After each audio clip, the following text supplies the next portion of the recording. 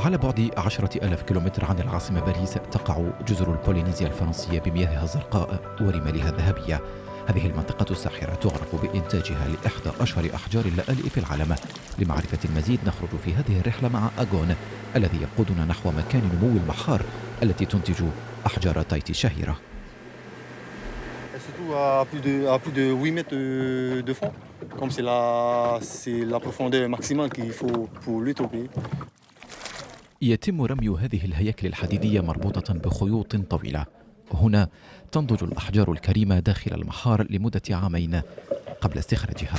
وبما أن اللآلئ الطبيعية نادرة الوجود، يقوم الأخصائيون باستغلال المحار لإنتاج المزيد من اللآلئ، إذ يتم زرع هذه الكريات الصفراء الصغيرة داخل المحار.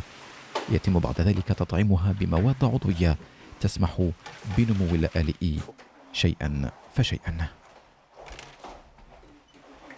Pour rester concentré assez longtemps sur ce qu'on fait. C'est des gestes, oui, c'est des gestes précis, quoi. Il y a beaucoup de personnes qui visitent la ferme, qui sont chirurgiens ou de ce métier-là, qui comparent souvent à de la microchirurgie. يتطلب هذا النوع من الزراعة إتقانا كبيرا للحصول على هذه النتيجة. La perle, elle se trouve en plein milieu de la poche perlière ici. Vous voyez, on la voit par transparence là. Là, je vais essayer de l'enlever. Voilà, et voilà. Et donc, voici une perle de culture. En plus, celle-là, elle est magnifique puisqu'elle est ronde, qu'elle fait environ 10 mm de diamètre, qu'elle a un bon lustre. C'est typiquement la perle de Tahiti.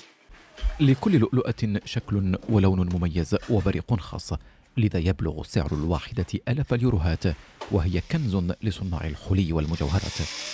في هذه الورشة لصناعة الحلي تتمتع لؤلؤة التايتي بعناية شديدة. Là, je suis en train de monter un bracelet à base de nacre blanche avec des motifs qui ont été réalisés à la main, style un peu byzantin, avec 3 perles de Tahiti qui sont de très très belles couleurs. فريدريك عمل على مدى عقود في أشهر دور الحلي الباريسية، وأصبح اليوم يفضل العمل فقط على لآلئ تايتي. J'essaie de faire en sorte que le bijou aille avec la perle. C'est-à-dire qu'il y a une association directe au niveau créatif. Je sais que quand je vois une perle, ça me donne envie de faire tel ou tel motif. Aucune perle ne se ressemble et c'est ce qui fait la magie de la perle, en fait. لكن هذا القطاع كغيره تأثر بفعل الأزمة الاقتصادية على المستوى العالمي، والطلب على هذا النوع من الحجارة الكريمة شهد انخفاضا كبيرا خلال السنوات العشر الأخيرة، ما دفع الكثيرين إلى تسويق حجارة رديئة بأسعار مقبولة، ما أثر سلبا على هذه السوق. في هذا المختبر يتم إجراء أبحاث على المحار المنتجة للآلئ، حيث تتم تربية محار صغيرة اختيرت بعناية شديدة بهدف التحكم في نوع ولون اللآلئ. C'est comme si un couple d'humains avait les cheveux blonds, ils auront des enfants blonds.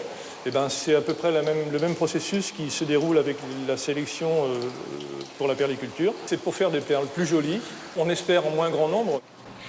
الإنتاج بأعداد أقل، هذا ما ينادي به الباحثون، لأن الكميات الكبيرة تهدد طبيعة المياه وجودة اللآلئ.